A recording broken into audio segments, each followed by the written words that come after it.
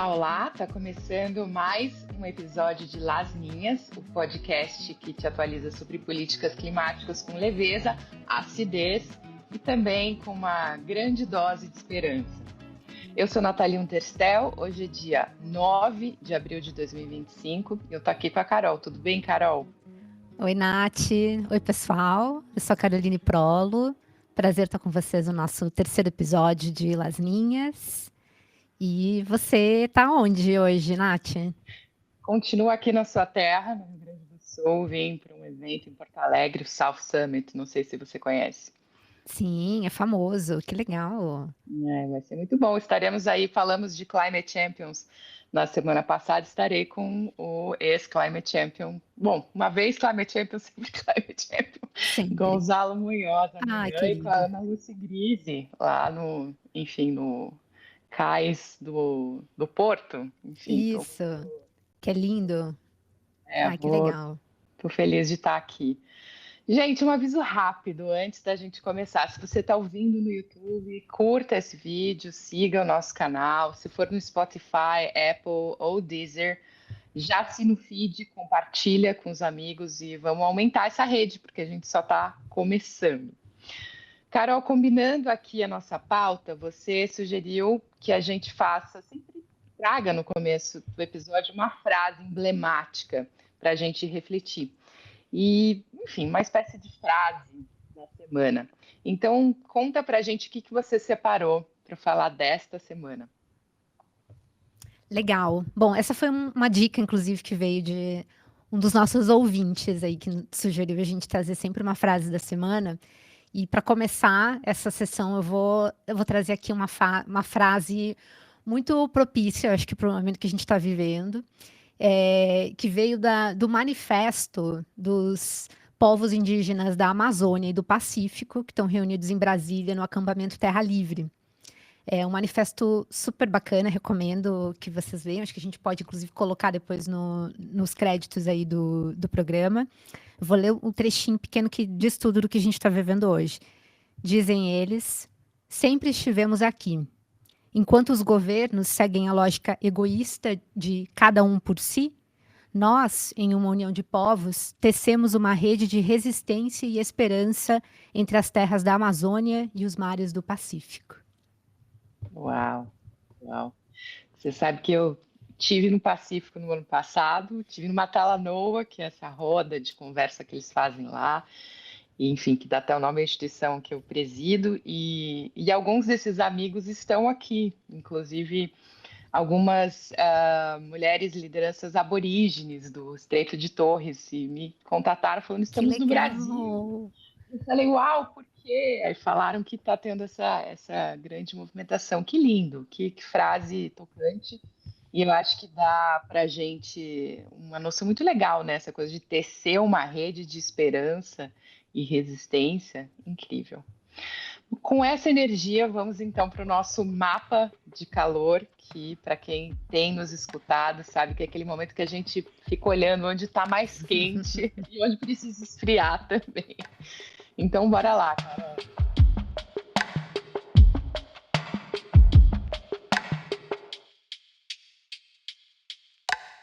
Bom, vamos olhar para o que está acontecendo no mundo, né? Acho que a gente vai poder falar de resistência indígena depois, mas começando pelo mundo, tem muita treta acontecendo. Acho que está todo mundo acompanhando. O presidente Trump de volta com tudo, lançou Sempre ele.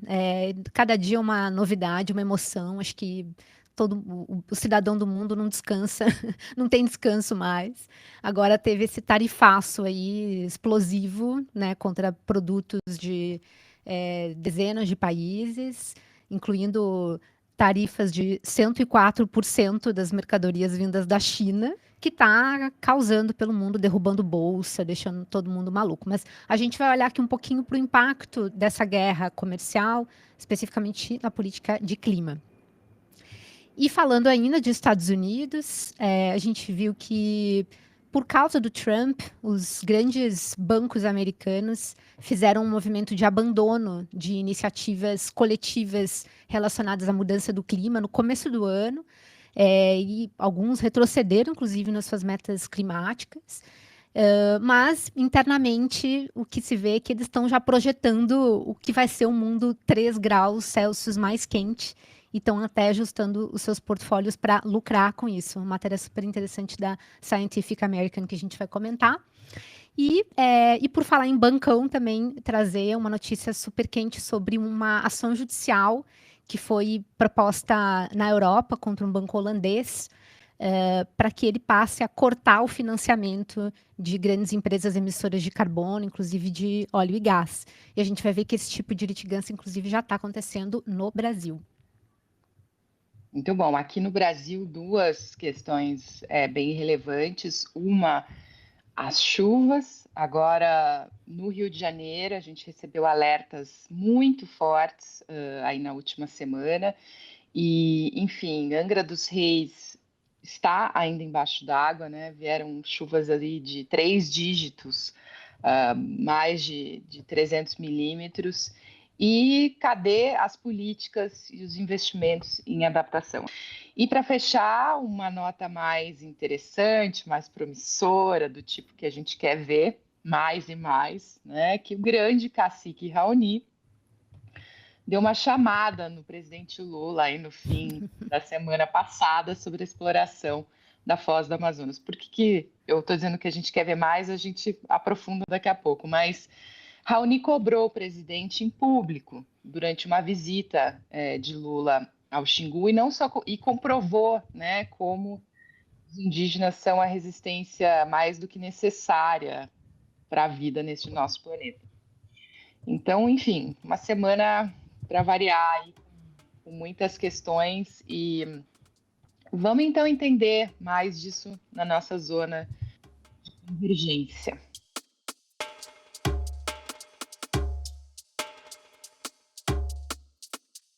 Para quem vem nos acompanhando desde o primeiro episódio, a zona de convergência é quando a gente olha para esses assuntos com mais profundidade, debate. Nem sempre a gente concorda, né, Carol? Às vezes a gente tem pontos aí, a gente está olhando de ângulos diferentes e é uma oportunidade também da gente aprender entre nós duas e com vocês. Então, fiquem também à vontade para mandar suas opiniões, deixar nos comentários o que vocês pensam sobre o que a gente está falando. Porque ninguém é dono da verdade, ninguém, enfim, sabe tudo, muito menos a gente. Vamos começar então com o contexto global. E aí, como a Carol trouxe muito bem aqui, o Trump colocou uma nova tarifa, né, de 34%, e aí subiu para 50% agora. Isso é a média, né, Carol? Você até citou uns dados aí que são diferentes, mas eles estão nessa. Eu não sei se alguns aqui ouvintes talvez já tenham visto, não sei se você viu, Carol, um gráfico que mostra a evolução das tarifas. Quer dizer, a China cresceu um pouco, os Estados Unidos crescem mais um. Eles estão nessa escalada. Só que agora a gente está parece que um pico, né, dessa escalada. E os chineses dizendo que não vão levar desaforo para casa, que se tiver que se eles aumentarem, se os Estados Unidos aumentarem, eles também vão aumentar. Isso, obviamente, tem efeitos muito, muito sérios para todos nós, né? Porque a gente está falando aí, enfim, de custo, a gente está falando das duas superpotências brigando. Mas tem coisas até curiosas, para não dizer cômicas, né? Porque e aí já passo para te ouvir um pouco, mas eu queria só lembrar uma coisa, contar uma coisa que me chamou muita atenção, que nessa semana, quando o Trump foi compartilhar, né, a lista dos afetados pelo tarifaço, que se estende em outros países, quer dizer, óbvio que o alvo dele é a China, mas a gente sabe que, inclusive, tem aí já tarifaço sobre o Brasil, mas ele chegou com um tabelão, né? Um tabelão com uma lista muito engraçada até, né? Em tempos atuais, o cara chega com um papelão gigante colorido.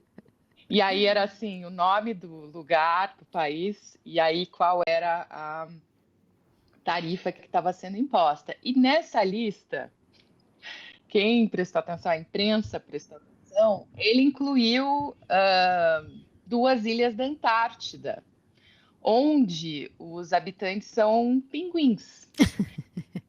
Então, eu achei isso, para não dizer estarrecedor, né? Achei muito curioso. Acho que eles não devem estar fazendo a lição de casa muito bem, mas são as ilhas de Heard e McDonald, que ficam muito distantes, assim, é uma Antártida longínqua, né?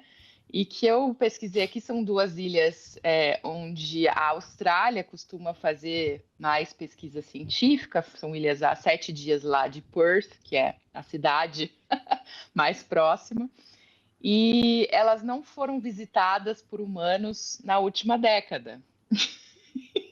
Então, eu não sei quem ele está querendo tarifar ali, mas os pinguins, coitados, não Eu tem achei, nada a ver com isso. eu achei que você tivesse conhecido alguma dessas ilhas na sua viagem para a Antártida, Nath. Até ia te perguntar o que seus amigos pinguins acharam aí, se eles pretendem retaliar. O que você falou com eles no Zap sobre isso? Olha, eu fui para a Antártida em 2018, 19, aliás, uma experiência incrível com 90 mulheres e uma das coisas que me chamou mais atenção é que os pinguins eles estão tendo que se mover para o sul, né? Eles estão migrando porque as águas já estão tão quentes na Antártida que eles já não conseguem comer. Eles já têm um problema ali Caramba, com o crio, já é super triste, já tem nossa. um impacto do aquecimento global. Então, os coitados dos pinguins, além de, obviamente, estarem sofrendo as consequências mais imediatas da mudança do clima, porque lá está mais iminente, né, o impacto, enfim, foram colocados nessa história. Então, enfim, com certeza eu não sei, esses caras são tão malucos que a gente até se pergunta se tem alguma coisa por trás, mas nessa altura do campeonato parece que foi um erro grotesco deles mesmos. E ele chegou a mostrar isso por lá. Mas falando sério, porque não dá para achar que pinguim está exportando alguma coisa comercial para os Estados Unidos, né? Eles estão exportando sim, aí regulação climática junto com todo o ecossistema antártico, Verdade. né? Mas acho que a pergunta que eu queria que a gente explorasse um pouquinho, queria te escutar, é se as tarifas, se esse movimento, essa guerra comercial, ela vai parar a transição energética. O que você acha? Ah, pois é. É interessante, né? Porque acho que teve muito pânico, mesmo antes dessa situação do tarifaço. Acho que todo mundo, principalmente aqui da comunidade que entende a questão do clima, que está trabalhando com a questão do clima, uma preocupação muito grande com a saída dos Estados Unidos do Acordo de Paris, né? Então, o que isso significa para o processo que a gente está de tentar reduzir as emissões de gases de efeito estufa globalmente, a gente precisa de cooperação para isso. Então, teve muita, acho que muito medo, né, de todo mundo com o que isso significa. E agora, claro, com uma situação dessa, né, de guerra comercial, é difícil até pensar nas implicações ainda, porque acho que muita coisa pode acontecer, né? Vai depender muito das respostas dos países, vai depender de se vai haver em algum momento alguma estabilização disso, se isso foi só um susto que o Trump quis dar, e ninguém consegue interpretar qual é a racionalidade por trás disso, nenhum economista, ninguém se arrisca a tentar examinar a mente do Trump, que, enfim, todas as editoriais de revistas de economia no mundo inteiro não estão conseguindo decifrar o que ele quis com isso. Mas o fato é que é muito difícil fazer cenários hoje, né? Agora, em relação à transição energética, teve um artigo muito legal na Climate Home News, que Do foi Andréa Ciber, alentador. né? Do Andréa Isso. Ciber, que aliás é um amigo querido. Muito bom. Ah, então, agradeço a ele por esse artigo, porque realmente foi um alento no meio desse pânico todo.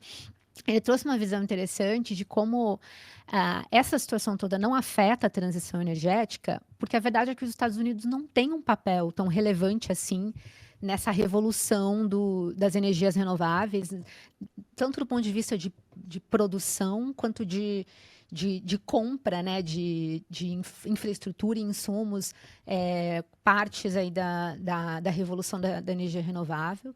Inclusive, os dados são de que essa é uma revolução das economias em desenvolvimento, das economias emergentes, do sul global. E acho que todo mundo pode imaginar que liderando isso está a China, né, que já há algum tempo vem se posicionando como um produtor dominante de tecnologias, desde fabricação de painel solar, turbina eólica, bateria, carro elétrico, que a gente vê aqui no Brasil aos montes agora. Então, a verdade é que essa transição para energia limpa está parecendo ser muito mais um negócio alinhado aos interesses da China, ou enfim, dos países em desenvolvimento, do que aos interesses econômicos até dos Estados Unidos. A gente poderia pensar dessa forma, né? Porque os Estados Unidos são um grande produtor de petróleo e gás, né? É o maior produtor do mundo, um dos maiores exportadores. Então, obviamente, eles têm uma posição muito confortável hoje de influência, inclusive, né, geopolítica, por causa desse poder atrelado ao óleo e gás. Agora, na corrida pela tecnologia limpa, eles são players menos relevantes. Né? Então, achei interessante assim, até a provocação do Andrés de que a gente não precisa dos Estados Unidos para essa revolução. Pelo contrário, quem tem a perder são os americanos. Eles estavam tentando seguir essa trajetória com a lei de redução da inflação do Biden, né? E o Trump está revertendo isso. Mas a verdade é que a gente não precisa dos Estados Unidos para seguir essa transição energética. Dá para fazer isso sem eles. Super, super interessante mesmo, Carol. Eu acho que ele fala, né, ele argumenta algo que faz muito sentido também, porque diz que, olha, se fosse uma década atrás, esse tarifaço ele seria muito prejudicial para as economias, que vai ser muito prejudicial para as economias avançadas, ele talvez tivesse um efeito na transição energética, porque elas, especialmente a Alemanha, a Espanha, né, eram as economias dominantes no mercado de tecnologias renováveis, só que isso mudou. E, aliás, já faz um certo tempo, a revista britânica The Economist chamou a China de eletroestado.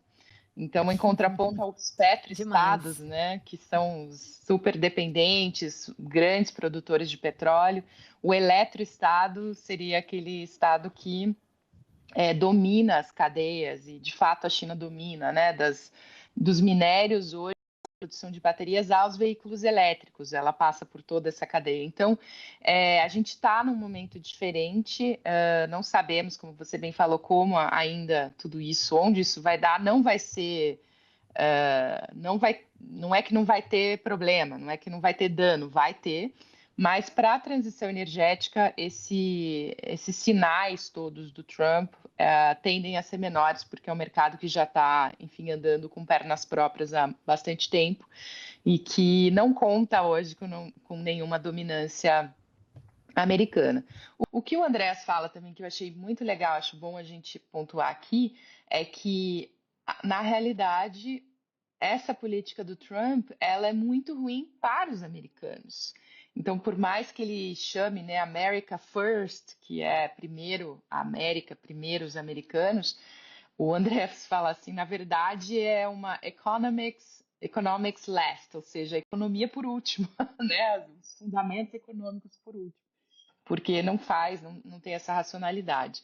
E acho que, então, para a transição energética, isso pode, na verdade, até, não sei, acho que vale a gente começar a olhar que tipo de estímulos, né, essa guerra comercial ela vai desencadear, porque ela vai desencadear. Agora, tem um outro efeito, que esse é mais relacionado ao Brasil, que nesse momento em que os Estados Unidos saem atirando para todos os lados, literalmente, até para o Polo Sul, os, os outros acordos comerciais, acordos bilaterais ou entre blocos, eles começam a ganhar um certo impulso. E aí o finado acordo União Europeia-Mercosul, que foi negociado por 20 anos, aí finalmente conseguiram um acordo ali, inclusive durante o governo Bolsonaro.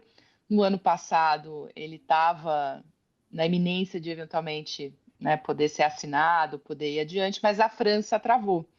E agora há aí pessoas, colunistas, enfim, estudiosos desse assunto comercial que dizem que há uma chance desse acordo sair, porque a França, olhando o que está acontecendo, né, nos Estados Unidos, ou a partir dos Estados Unidos, talvez tenha que mudar de posição. Como é que você vê isso? E na realidade, a gente sempre teve muitos estudos no Brasil falando que esse acordo pode gerar muito desmatamento.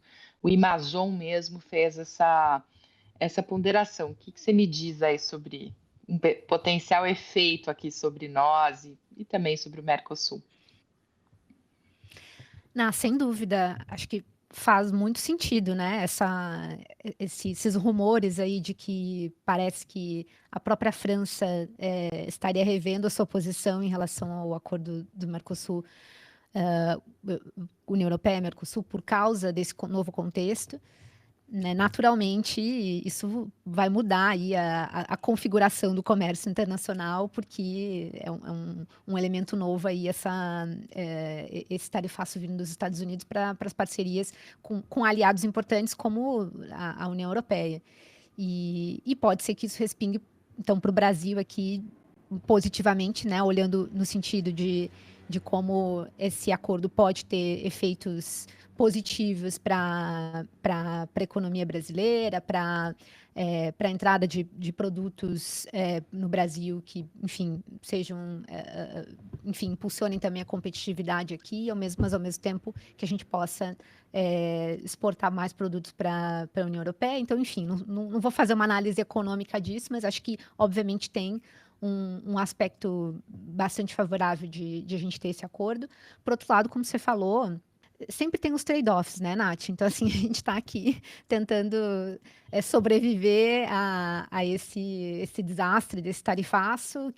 O que isso significa para relações comerciais do ponto de vista de barreiras regulatórias relacionadas à proteção ambiental, por exemplo, né? Então, antes essa era uma das barreiras importantes que a França tinha desconforto em relação ao acordo com o Brasil, a questão do desmatamento. E talvez o rever a posição francesa signifique também flexibilizar essas exigências. E realmente isso é difícil de controlar numa situação dessas que é quase que como calamitosa, né? Não sei o que você acha. Eu acho que também tem ou flexibilizar ou, na verdade, tornar esse acordo à prova de desmatamento, né? A gente tem dados aí enfim, de estudos que avaliaram centenas de países depois que houve, enfim, acordos de livre comércio que mostram que sim, em geral, houve também aumento do desmatamento em função de certas liberalizações, né? Então, isso durante o período, por exemplo, de 3 anos depois que se promulga um acordo de livre comércio, há um aumento do desmatamento. Se você não prevê esse risco, se você não mitigar esse risco, né? E aí a argumentação de quem vinha acompanhando essa negociação União Europeia-Mercosul é justamente que daria para fazer com que esse acordo fosse mais à prova de desmatamento, né? Então, acho que é uma questão, sim, e o pessoal do Amazon, como eu comentei, eles vêm trazendo reflexões, propostas nesse sentido, falando que aumento da demanda por produtos agrícolas, né, ela pode afetar regiões aí sensíveis ao desmatamento no Brasil, então você teria que ter algumas proteções, né, algumas salvaguardas adicionais. Mas é isso, a gente está nesse momento em que o comércio o comércio internacional, né, ele está sendo atacado. A gente está vendo um grande ataque.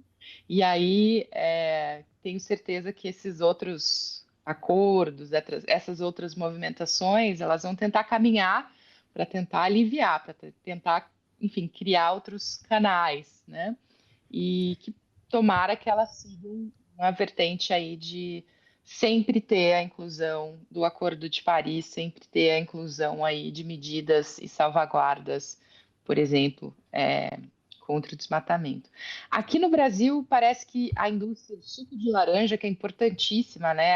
Eu acho que a gente é o maior exportador, se eu não estou enganado, Sim, o maior de produtor do suco de mundo. laranja. do mundo, né? E acho que nós somos o maior exportador de suco de laranja para os Estados Unidos. Então, essa é uma turma que está diretamente afetada.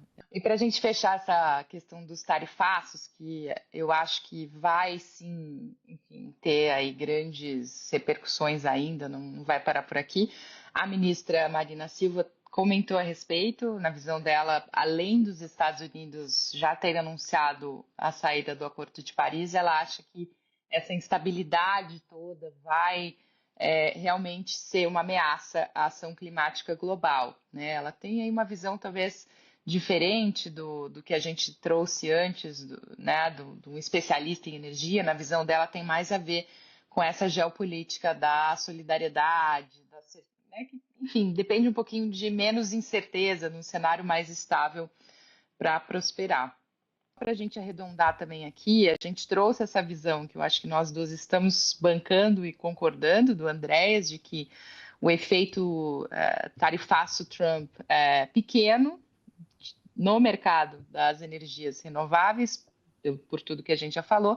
Agora, vale lembrar que tem visões diferentes, como essa da ministra Marina, como quem acha que as empresas de energia renovável elas vão ter novas dificuldades comerciais, que novas barreiras vão ser erguidas. Então, tem analistas que estão menos otimistas, ou melhor, não vou dizer otimista, né? Menos otimista, mas eles estão mais preocupados realmente com a cadeia de fornecimento dos equipamentos. Então, a gente pode sempre aqui trazer um pouco do contraponto também, mas, enfim, um setor que pode ser bastante afetado é o de baterias elétricas aí, e que, enfim, porque os Estados Unidos vão sobretaxar essas baterias, isso pode encarecê-las. E aí isso pode, enfim, afetar, de certa forma, esse produto em específico, esse mercado. Agora, eu realmente banco essa visão do Andrés de que no todo,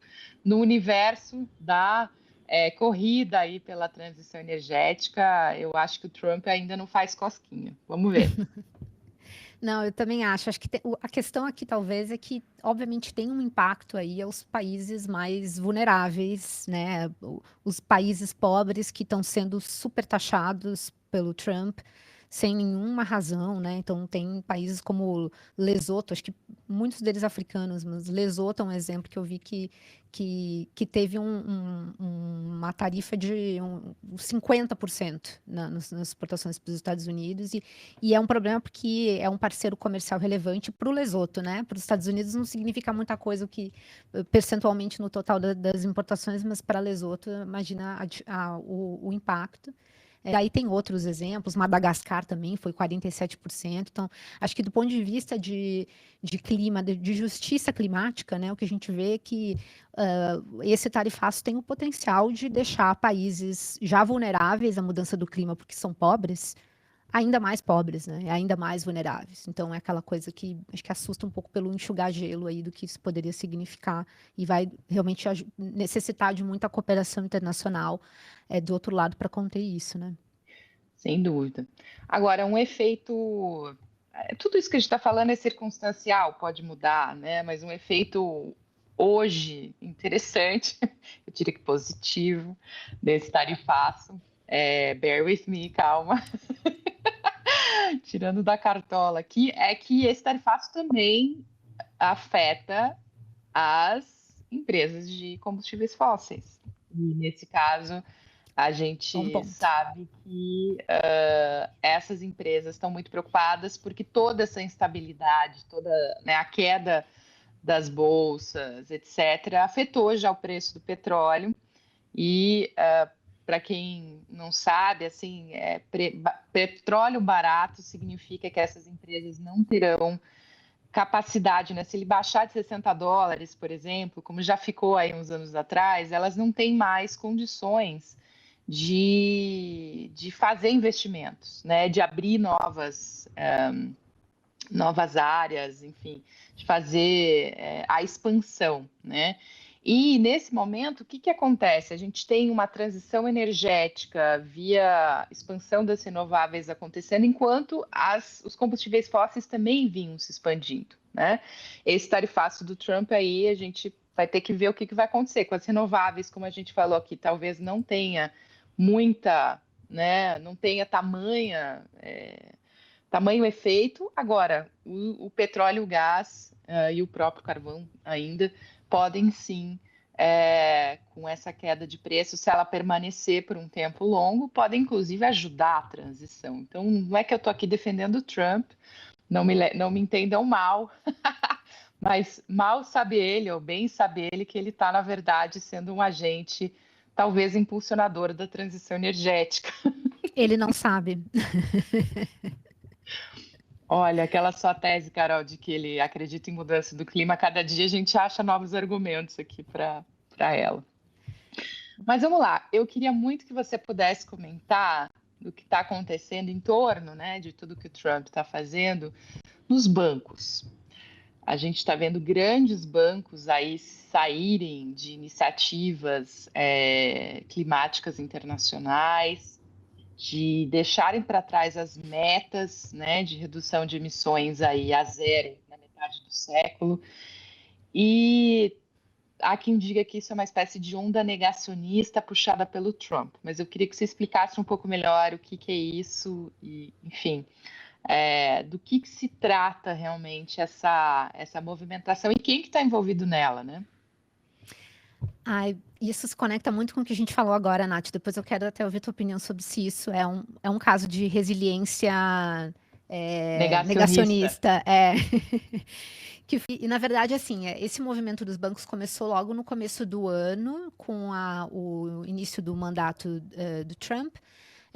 Mas saiu uma matéria agora da Scientific American que pegou, enfim, dados recentes de bancos como o Morgan Stanley e o JP Morgan nos Estados Unidos, também outras organizações como o Institute of International Finance, mostrando que os bancos eles já estão trabalhando com um cenário de aquecimento de 3 graus Celsius. Né? Então, começa por aí. Abandonaram a crença em que ainda é possível manter aí o aumento de temperatura em 1,5 ou 2 graus Celsius e já estão trabalhando com um cenário de 3 graus Celsius. Está morta a meta de 1,5 para eles.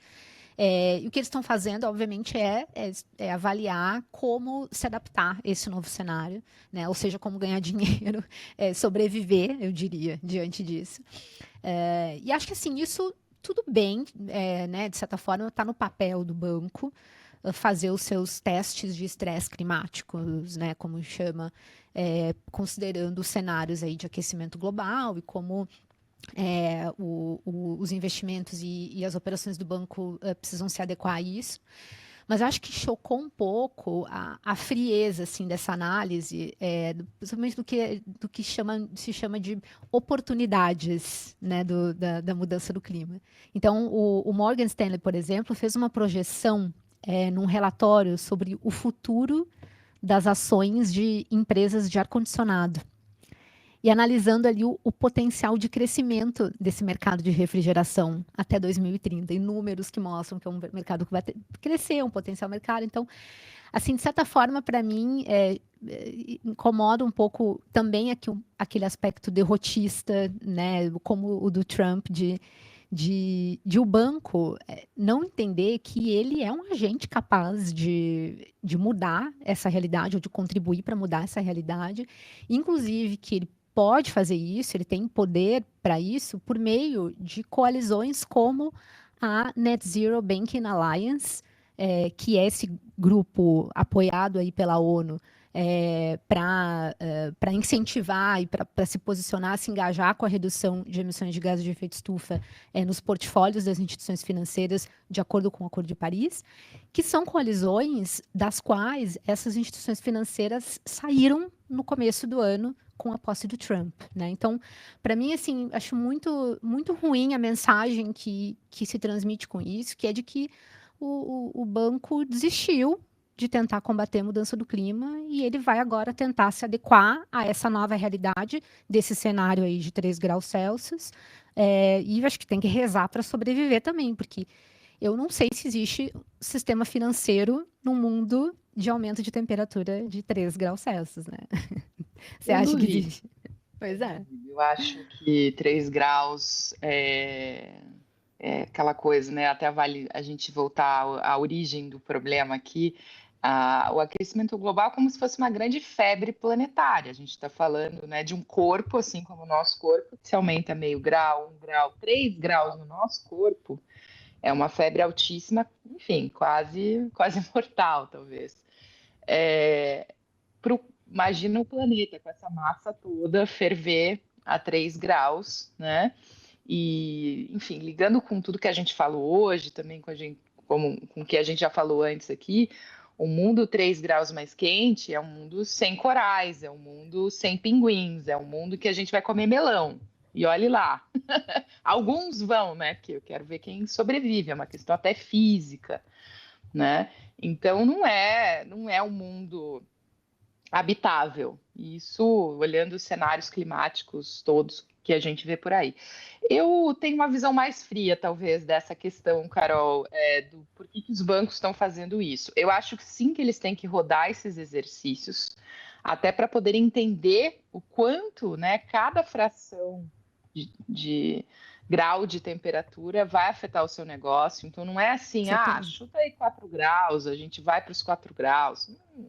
Não se trata disso.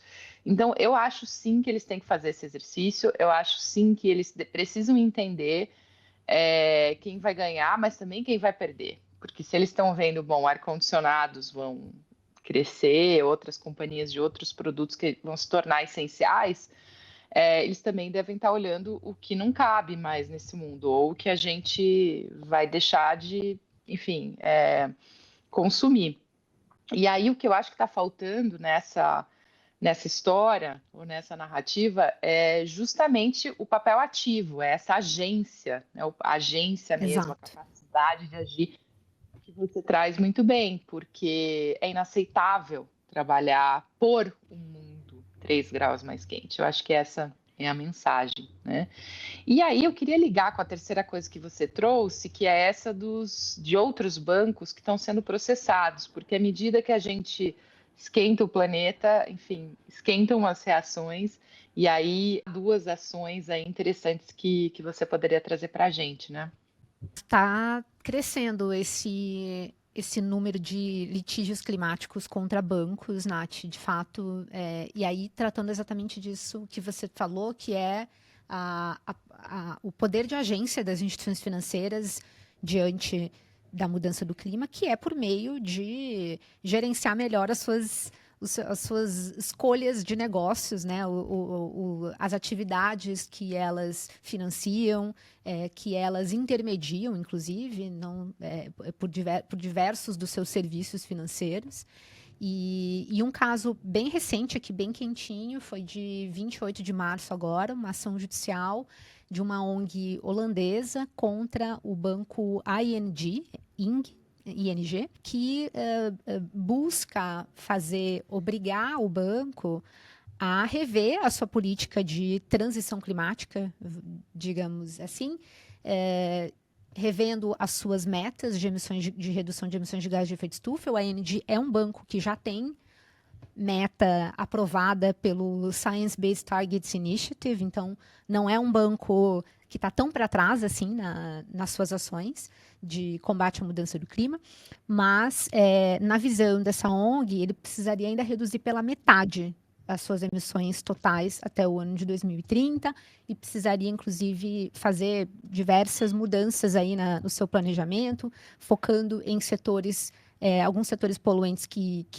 o banco desconsidera, e a ONG também questiona a política de desinvestimento em projetos de petróleo e gás, enfim, e toda a sua ingerência sobre as empresas que recebem recursos do banco, né? O banco não exige exatamente uma transição climática de todas as empresas. E eu não vou entrar aqui nos detalhes jurídicos disso, assim, mas para dizer que essa ação é muito parecida com uma que foi proposta há alguns anos e que, inclusive, teve uma vitória importante, depois até foi revertido, contra a Shell. É a mesma ONG que entrou contra a Shell, na Holanda também. É a Urgenda? essa ou não? Não, não, Não, essa não é. chama Mille Defense, é um nome em Tá. francês, mas, enfim, tô dizendo francês, não, é holandesa, que traduz como Amigos da Terra, eu acho que da Holanda. É, e foi uma ação, assim, super bem fundamentada, com 10.000 páginas de evidências e tudo mais, mas o banco, a ING, já se manifestou no site deles, fez uma resposta pública, rebatendo os argumentos da Mille Defense, e depois a gente pode até colocar aí também os links para quem quiser acompanhar. Então, assim, acho que dá para perceber que os bancos estão sendo escrutinizados e alvos de ações judiciais para que eles exerçam o seu poder de agência sobre a crise climática.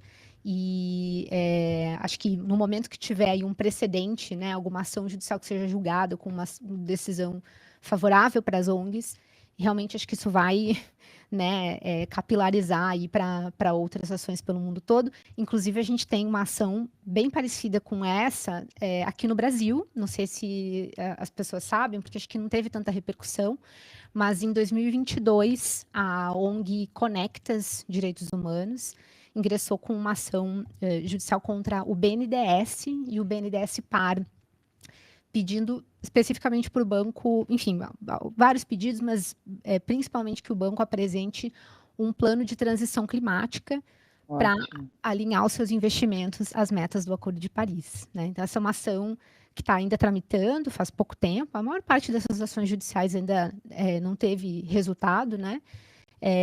Mas enfim, eu acho que a gente pode ser que a gente acompanhe aí um caso importante mundial sobre ações contra bancos. E aí, quem quiser acompanhar, também vou depois indicar aqui o link do site da plataforma de litigância climática do pessoal do Juma, da PUC-Rio, que está fazendo Ótimo. um trabalho incrível ali, a professora Daniela de Andrade Moreira. Acho que quem quiser acompanhar tem muito dado bacana ali e disponível gratuitamente. Muito bom. Então, vamos falar mais de Brasil.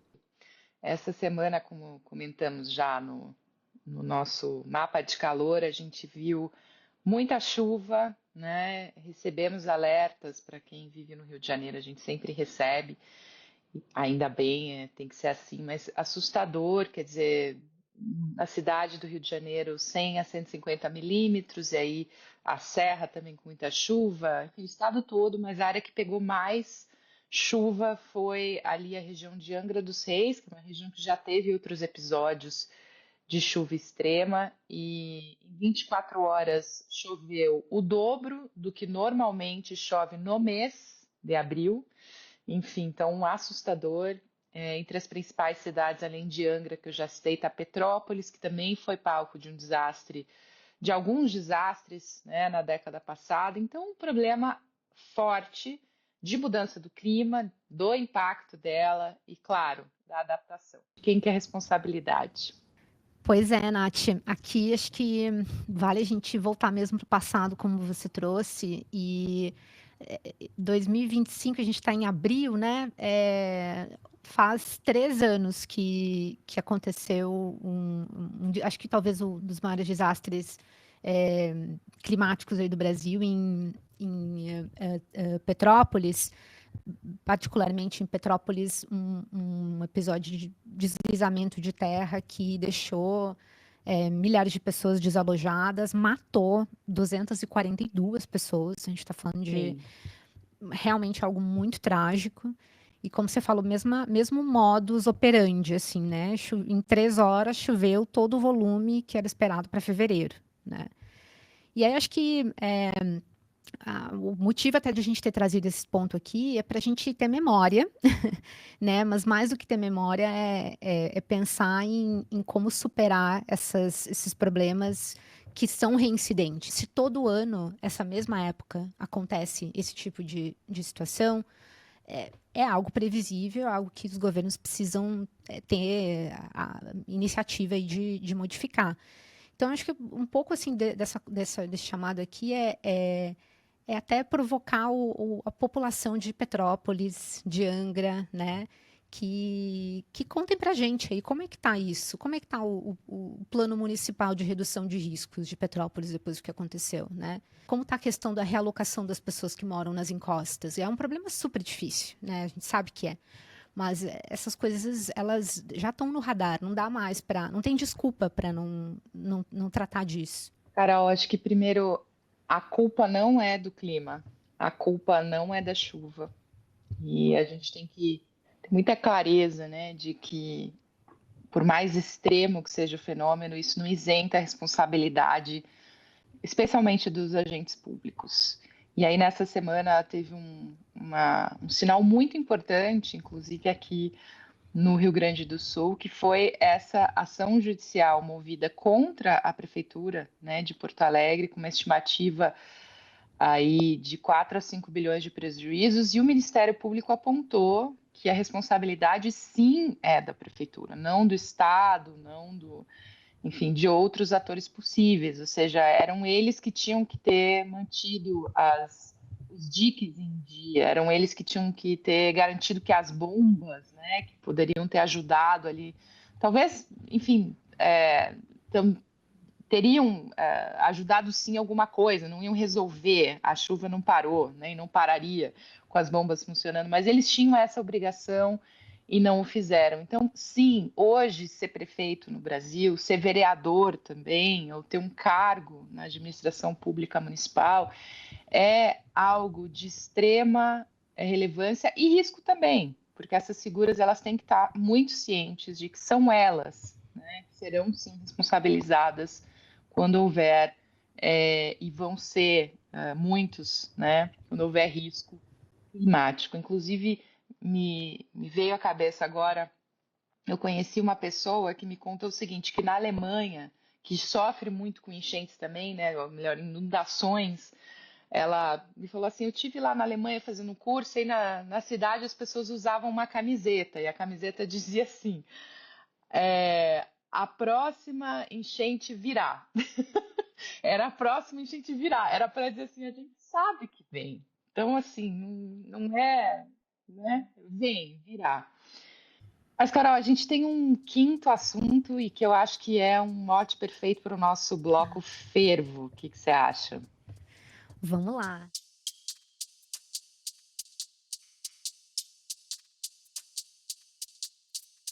Esse é um fervo, tem quase um gostinho de refresco junto, eu diria. É um fervo meio carnavalesco, brincadeira. Bom, o Raoni, cacique Raoni, ele subiu a rampa do Planalto em janeiro de 2023, naquela imagem, enfim, icônica. E agora o Lula, que, enfim, estava naquela rampa, ele foi até a terra indígena Capoto Jarina, no Mato Grosso, para reencontrar o Raoni. E muito bem, cacique Raoni, que já tem mais de 90 anos hoje, enfim, acho que dispensa apresentações aqui, recebeu o Lula e disse o seguinte: estou sabendo que na foz do Amazonas o senhor está pensando no petróleo que tem debaixo do mar. Eu penso que não, porque essas coisas, na forma como estão, garantem que a gente tenha um meio ambiente, a terra com menos poluição e menos aquecimento. Sou pajé também, já tive contato com os espíritos que sabem dos riscos que a gente tem de continuar trabalhando dessa forma, de destruir e destruir e destruir, que podemos ter consequências muito grandes e não conseguir parar. Aí o Lula, quando condecorou o Raoni, falou: eu já me encontrei com mais de 120 presidentes do mundo, entre eles o da China, o primeiro-ministro da Índia, o presidente dos Estados Unidos, todos da América Latina e da Europa, até mesmo reis e imperadores. Mas nenhuma dessas pessoas em palácios é mais importante do que essa visita aos povos indígenas do Xingu. Não existe na face da terra nenhum rei mais representativo do que o nosso querido Raoni. Carol, um deu aquela carcada, o outro, enfim, foi bastante assim, né, pomposo. E nessa semana a gente tem um acampamento Terra Livre acontecendo, começou na segunda-feira, como você já mencionou, com lideranças do mundo inteiro. São milhares de indígenas, né? Estão aí os representantes da Confederação das Organizações Indígenas do Brasil, da Amazônia Brasileira, a COIAB, a gente tem os Climate Warriors, que são os guerreiros climáticos do Pacífico, incríveis, os G9, que são as 9 grandes organizações indígenas da Bacia Amazônica. Então, assim, a gente está nesse fervo mesmo, essa semana do fervo. Como é que você, quando você escuta, né, essas frases do Raoni, do Lula, o que te parece, assim? O que você acha que sai desse caldo? Me chamou a atenção que o Lula tem tamanha deferência ao Raoni, né? Eu acho que a comunidade internacional inteira tem, mas talvez ele mal saiba que ele se colocou numa situação em que ele vai ter que dar um jeito enfim, endereçar essa questão, que é ele realmente tem um reconhecimento do cacique Raoni como uma liderança que não perde nada em prestígio e relevância para um chefe de Estado, que a gente sabe que são autoridades que participam da COP30, das COPs normalmente, vão participar na COP30, inclusive tem um segmento da negociação, dessas 2 semanas de negociação, que especificamente para se ouvir as mensagens dos chefes de Estado em relação à questão climática e, né, aquela coisa sempre super positiva e aspiracional. Os povos indígenas, eles estão querendo ocupar um espaço similar aos dos chefes de Estado na COP30. Eles querem também ser ouvidos com essa mesma deferência, eles querem ter esse mesmo espaço de participação, inclusive, de poder de Querem decisão, um crachá, eventualmente. né, específico. Querem um crachá Querem um específico. crachá específico, é isso também. Então, é muito interessante o que a gente está vendo. É histórico, assim. Eu acho que, eu não sei se você se recorda de outra COP que tenha tido uma participação tão maciça de povos indígenas e comunidades locais. A gente tem aqui no Brasil, inclusive, lideranças indígenas que participam muito ativamente dos fóruns que tratam de mudança do clima, inclusive existe um espaço desses dentro da Convenção do Clima, né? Que é o LCIPP, das siglas lá, é o Grupo de Trabalho Facilitador da Plataforma de Povos Indígenas e Comunidades Locais. A gente tem a Cineia do Vale fazendo esse papel há muitos anos lá nessa plataforma. Presidindo, né? Também Ela está o caucus presidindo indígena. o Caucus Indígena, que é o fórum, aí é o fórum só mesmo dos povos indígenas sobre mudanças climáticas, mas que também se encontra durante as COPs. Então, aqui realmente tem uma oportunidade única de ouvir essas vozes e aproximar essas vozes dos processos decisórios da Convenção do Clima. Não é trivial fazer isso, obviamente. Enfim, esse é um espaço de negociação entre governos, diplomatas, né, de estados, nação. Mas esses espaços estão sendo criados e o governo brasileiro, presidência, né, da COP, tem aí né, um pleito muito claro de tratar de promover essa inclusão, que acho que manda uma mensagem também importante, pode ser um legado importante para as COPs do futuro. A gente tem no que vem COP na Austrália, que também vai Tomara, aí. tá para decidir. Ai, tá para A decidir, gente já né? está trabalhando com como vai rolar, por isso até que os aborígenes Total. estão aqui. Bom, a gente ouviu o Lula falando o que falou sobre Raoni para Raoni, com repercussões aí mundo afora. Então, se ele realmente acha que o Raoni é mais sábio que qualquer rei, imperador, enfim, por que não reconhecer isso na COP30, né? Por que não ter, de fato, mais do que um espaço de destaque, que o Raoni não precisa mais disso, já subiu a rampa, já, enfim, é candidato a prêmio Nobel, não é disso que se trata, né? Mas, de fato, abrir um espaço muito mais interessante para a representação indígena como um todo. Então, vamos ver. Eu sei que há uma expectativa de pelo menos 1.000 indígenas brasileiros se fazerem presentes, então será histórica a COP30 só por essa razão, né? E não existe justiça climática sem os povos originários. Então, acho que isso tem muito ainda a reverberar. E, claro, vamos lembrar do que o Raoni falou para o Lula. A gente já sabe quem vai puxar a orelha do Lula caso a liberação da Foz do Amazonas aconteça, né? Tudo bem que quem assina é o presidente do IBAMA, mas a gente sabe que tem muita pressão política, inclusive vendo do chefe de Estado. Mas muito bem, Carol, acho que já foi um pouco refrescante aqui, o nosso fervo hoje estava realmente mais carnavalesco, ou seja, mais gostoso. Mas vamos falar de uns refrescos finais aqui. Eu queria trazer um refresco que talvez não seja refresco. Por enquanto eu vou tratar como refresco, que é eu queria tocar o som. Vamos escutar aqui um pouquinho esse som aqui, me digam o que vocês acham.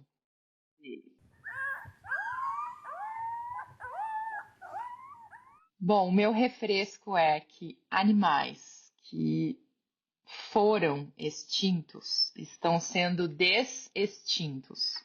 E esse animalzinho que a gente acabou de ouvir é uma dessas espécies de, enfim, lobo. E tem outras no radar, inclusive alguns ursos, né, que não existem mais, que por N razões, algumas antrópicas, ou seja, por ação do homem, outras porque, enfim, foram animais que viveram em eras diferentes da nossa. Alguns cientistas e outros estão ajudando a trazer de volta. Eu acho que é um pouco assustador, eu acho que para muita gente vai soar, meu Deus, o homem brincando de Deus, sim, mas a parte que me anima dessa história que eu deixei aqui para o refresco é que isso pode nos ajudar numa economia regenerativa, sim. Talvez possa nos ajudar a trazer aí de volta algumas espécies que infelizmente se foram ou que, enfim, estão à beira da extinção, né? E que a gente pode tentar recuperar. E o seu refresco? Bom, você falou de animais, eu vou falar de plantas.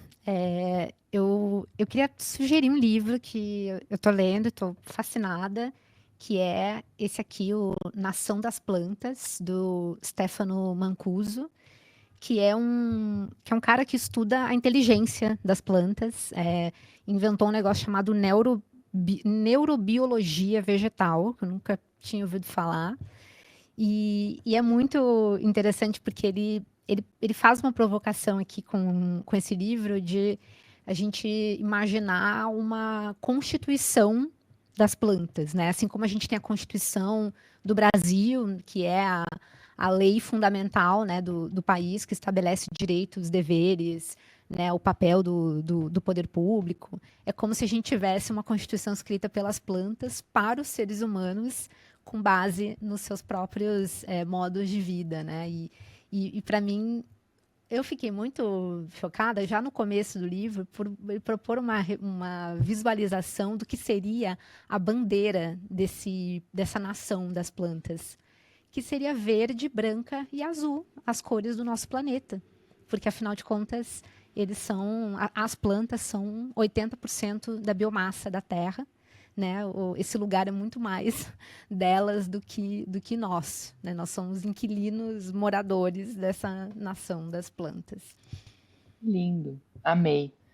Amei. Gente, chegamos então ao final deste episódio. Não esqueça de avaliá-lo aí nas plataformas.